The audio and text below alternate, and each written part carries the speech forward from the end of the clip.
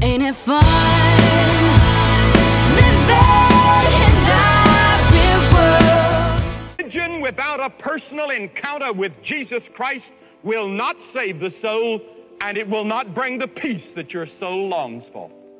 The Reverend Billy Graham may have been history's most successful Christian, at least in obeying the commandment of Jesus to carry the gospel to every corner of the world. Celebrated for a resounding voice that filled canvas revival tents, then massive stadiums and outdoor arenas, Graham crisscrossed the nation and circled the globe, delivering a message of God's love and the need for repentance.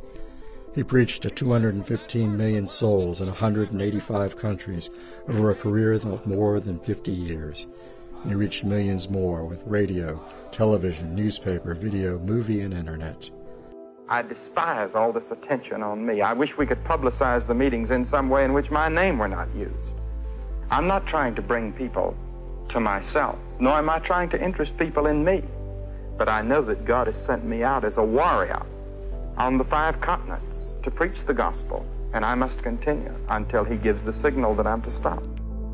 The nation's informal chaplain, he prayed with every president from Harry Truman to Barack Obama, and he offered invocations at 9 presidential inaugurations. But 101, whether speaking to a president or a poor man, Billy Graham came across as a kind-hearted man with a soft southern drawl. But I feel terribly small and humbled by it all, and I feel I don't deserve. I've often said that the first thing I'm going to do when I get to heaven is to ask, "Why me, Lord? Why did you choose a farm boy from North Carolina to preach to so many people?" Graham believed his ministry would not end even with his death. And my whole life came before me. And I didn't say to the Lord, "I'm a preacher. I've preached to many people." I said, "Oh Lord, I'm a sinner. I still need your forgiveness." So I can find hey guys, good evening and welcome to my exciting channel. We're discussing Mandela effects of the like. Thanks for joining in. Welcome all Mandela Effectians. We have a sad day today as Billy Graham, William Franklin Graham Jr., November 7th, 1918 was his birth, and February 21st, 2018 was his death. Okay, and he was an evangelical Christian, ordained Southern Baptist minister. Now, what's really interesting, I can go on and read this article to you guys, but here's, the reason why I'm doing it is in case it changes, okay? Because Wikipedia has been known to change. And it says here in Wikipedia, this article is experiencing high levels of activity because it is about a person who has recently died. The initial news reports, such as the circumstances of the person's death and surrounding events, may be unreliable, and the risk of misinformation is unusually high, it says. The last updates to this article may not reflect the most current information. So I find that really interesting as we go on and read this. And I just want to ask God that He sort of guide us through this, because this is, I know this can be, this is heart-wrenching here. So he became known internationally after 1949, and he was called one of the most influential preachers of the 20th century. And he held a lot of indoor and outdoor rallies, okay, with sermons and radio and TV, okay? So there was this annual Billy Graham Crusades, which ran from 1947 until his retirement in 2005. So, I mean, so he retired in 2005. He also hosted the radio show Hour of Decision from 1950 to 1954. Let's see. He basically helped shape the world's view of Christianity as a whole. He preached many live audiences. Let's see. And also he helped the American presidents. He was a spiritual advisor to some presidents such as Harry Truman, to Barack Obama, he was very close, it says here, with Dwight D. Eisenhower and Lyndon B. Johnson. One of Graham's closest friends with Richard Nixon. Let's see. He insisted on racial integration for his revivals and crusades in 1953, and he invited Martin Luther King Jr. to preach jointly at a revival in New York City, 1957. So, actually, it says here, Graham bailed King out of jail in the 1960s. I did not know that. Did you, Teresa? I'm sorry? Did you know that Billy Graham bailed Martin Luther King out of jail? I did not. That's new for me. When King was arrested in demonstrations, he was also lifelong friends with other televangelists. The founding pastor of Crystal Cathedral, Robert Schuller. I've never heard of him, but Billy Graham talked into doing his television ministry. Graham operated in a variety of media and publishing outlets. According to his staff, more than 3.2 million people have responded to the invitation to accept Jesus as their personal Savior. As of 2008, Graham's estimated lifetime audience, including radio and TV, topped 2.2 billion. That's like a quarter of the world. Wow. Because of his crusades, Graham preached the gospel to more people in person than anyone in the history of Christianity. So you can tell that he must have had quite a testimony to tell, you know. Let's see, he was the oldest of 4 children, born in Charlotte, North Carolina, and was raised on a family dairy farm.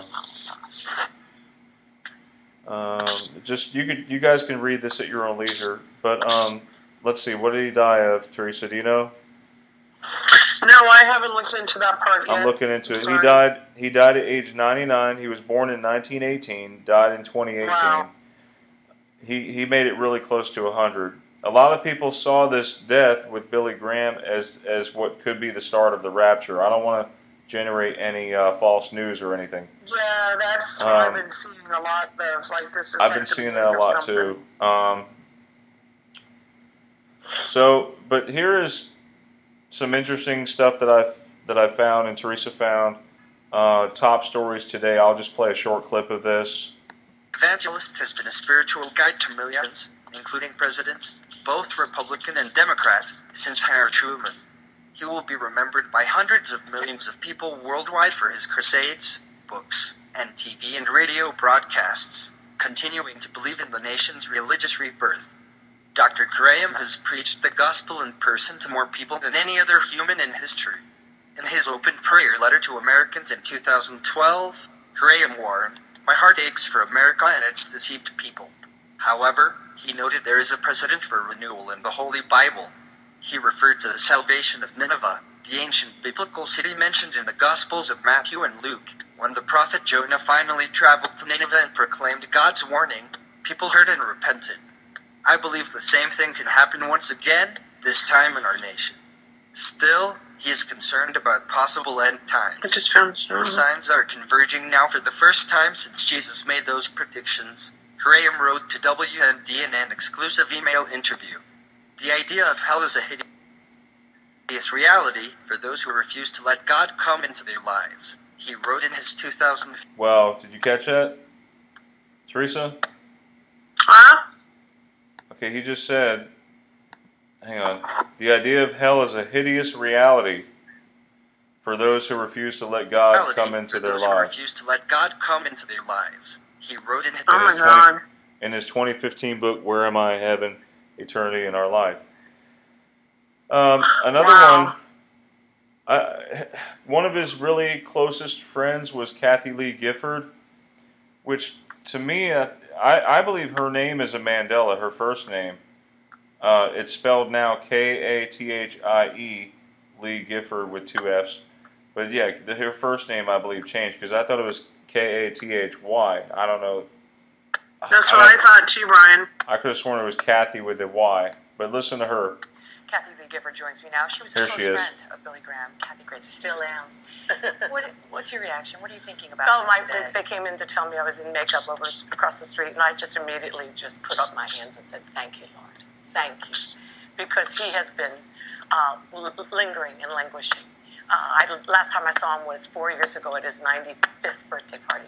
And Frank was alive then too, and we went down there. And I was sitting with his granddaughter at a table and hadn't seen him. And he was quite frail, but I knew in my heart it would be the last time I'd see him. So I said to her, I said, "Can I go over and just tell your grandfather thank you?" Because my whole family came to faith in Jesus through the Billy Graham organization. Is that right? Yes, and I personally did, going to the first movie that the Billy Graham organization ever put out. It was called The Restless Ones. And it's like God met me. And in my heart, right where I lived, I wanted to be an actress. So where does God meet me? In a movie theater. And at that time, he took a lot of flack for even Remember The Restless. See, I find that so interesting. Restless Ones. You have the same philosophy. Restless One? The Restless Ones. It's a movie. The joy of okay, The Restless One. Okay. That sounds like that's the one that inspired Kathy Lee Gifford to get into like acting. Okay. Okay, so this is proof. A couple of proofs here. This was published June 17, 2016. A lot of people back then were talking about Billy Graham being dead already, but he was still alive. Well, now it's going to be increasingly harder to find Residue because he just died. So anytime you look at, I know it's really hard. Teresa's over here and I'm over here holding our heads in our hands because the Residue keeps changing. But it actually keeps disappearing. I mean, you know, I hunt residue every day, and it's like the residue is like getting less and less available, and I'm like, it's taking me longer to find anything, you know? Yep. It's frustrating. So this video here by Camzen was published June 17, 2016. She talks about it. She narrates it in her video. This is by Richard Alexander, uploaded August 14, 2012. It says something about Graham passed away. I mean, that is the basic argument with this effect, is that it's changed now, and Billy Graham was still alive at that time until today, until his death. So it is going to be hard to find residue now. There was a prophecy given, and by Benny Hinn, and he said that the proof of a revival would be the death of Billy Graham. I remember watching that, and I remember Billy Graham died maybe a few weeks later, maybe a month, and I was like, whoa, the revival is about to start. So maybe the purpose of CERN and them changing the timeline and the death was to push back the revival that was prophesied to start. Wow. Now I know Benny Hinn is not. He's not someone a lot of people look to for prophecies. He's not someone. Maybe they pushed back his death to it. This is just what this person is saying. Not that it's actually true, but what this person here believes. What she believes is that when CERN is messing around with things, they actually pushed back his death, because there is a great revival that's supposed to happen after his death. That's what's... Oh! So, but anyway... Seriously? Yeah. Well, here this is some presidents here that... U.S. presidents they paid a tribute to Billy Graham. This video was posted July 20th, 2009. I'll let you hear this. Now, I do understand that, you know, you can pay tribute to someone who's still alive. You know, just know that. So... I was just seeing a post. That's what makes it so hard. Clinton went to his funeral originally. Humble farmer's son who helped change the world is a spiritual Bush gift Senior. to all of us. Wait, why is Bush acting like... Hang on. Why is Bush crying? Spiritual guidance to more presidents than any other person. Hold on a second here. So to help us No, this is what's crazy. of faith in the And I can't... It won't even let... That's supposed to be the funeral. to a man. Yeah, because what's happening is they're showing pictures of Billy Graham. It's like he's died, and they're showing it here, these U.S. presidents, and why would George Bush Sr. cry? That doesn't make any sense. Who called Billy Graham not pastor, but Dad. Yes, I agree. Billy Graham's son, Franklin. Franklin, thank you very much for being with us today. Tell us how faith does impact the highest office in the land. Well, in this country, faith is very important to most Americans. Have some level of faith. And we have elected leaders over the past. Not every leader is necessarily a man that has been a man or woman of faith. But I just found this residue. That is important to us. Your father had relationships with more presidents than any other citizen. That's right. Tell us some examples of where you knew he encountered a president that was facing my battery's, I know, my that battery's getting really low, so I'm going to have to speed up the video, guys. I don't know what's going on here with Hey, this. Brian, I think I just found you something. Okay, I don't know. Teresa, I can't. The battery is about to die. I'm at 6%. So, remembering a brief, there's plenty of residue on it. It's just really, it's hard to find. There are people that are remembering seeing a brief image of Billy Graham's funeral on TV. The coffin was covered in white, and there were powdery blue and darker blue in the background. Billy Graham means little to me. This collection of shared memories seems so random. I feel like when I get caught in a glimpse of the funeral on TV, I was surprised then that he had just died and thought that he had already passed away. See? That's the thing. And this person here, this is more convincing. I was working at the Grove Park Inn in 2013 for his birthday celebration. I was very confused because I remember distinctly that he had died in the early 90s when I was a child. The only reason I recall this is because I share the same birthday he does, and kid me was very sad with such a powerful man, and I was barely associated with his passed on. Here's some more stuff here. Ty Sullivan, I remember when Billy Graham died the first time. The Mandela Effect is no joke.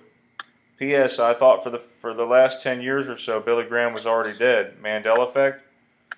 I mean, keep in mind, guys, he did retire in 2005. So that, I mean, it kind of makes sense. But then, I mean, I think even this article changed, Teresa. You sent me this back in March of 2017, I think, is when you sent this last year.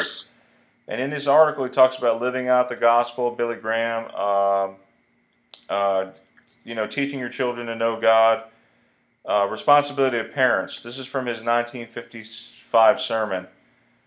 So, in this article, I remember it saying specifically about his death. See, that's the thing, and I think the article might have changed. Why would you send that to me, Teresa, if it wasn't residue? You know what I'm saying? Yes. And then Teresa sends me this. This is a lot of U.S. presidents got together. They're paying tribute to his death. Teresa, you sent me this back in March as well. I mean, so many things seem convincing. You know that I'm seeing blogs everywhere. People remember him dying. Yep. On Reddit, Brian, on Reddit. You know Reddit? Yep. Tons of people remember all this. It's insane. Wow. Oh. All right, guys. Well, thanks for checking me out. Have a great Mandela Effect, and good night. Great Mandela Effect night. God bless. I'm sorry I've been really exhausted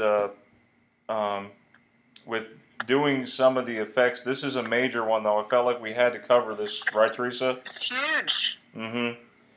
I mean, first he dies, then he comes back, and now he's dead again. Come on, you know? I know, right? Hey, Brian. Yeah. Unless he's like a cat and got 9 lives, we might see him again. Well, he's got about 3 more times. 6 more. Let me see. 7 more times he can die now. He'd probably have 9 about lives. 6 more lives. Anyway, guys, thanks for watching. Be sure to hit that like and subscribe for more videos. Thanks. Good night, guys. Heard the word, got the call, took the message to us all. He said it so we all could understand.